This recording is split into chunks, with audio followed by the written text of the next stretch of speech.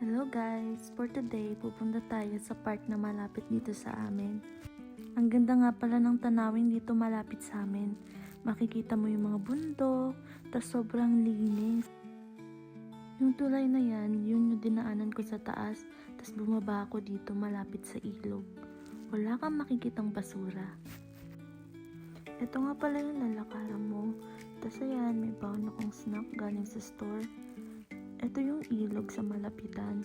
Di ko alam kung ano yung kulay blue, pero sa gabi sobrang ganda niyan.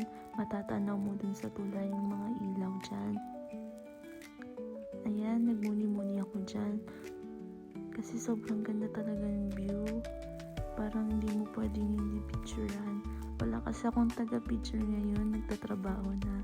Dati, lagi kami magkasama ng asawa ko gumala, maglakad-lakad, mag-hiking. Kaso ngayon, meron na siyang trabaho. Kaya ako na lang nagagala.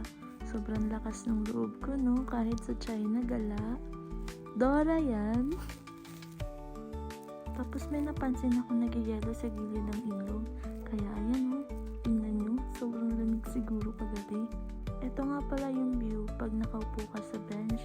Sobrang ganda, no? Para ka na sa wallpaper, tapos ang payapa na tingnan. Yung mga puno pala nila, naglagas na yung mga dahon kasi malapit na talaga yung winter.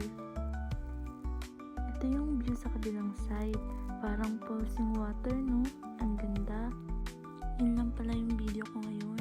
Salamat sa panonood. Zaijian, paalam, shishini.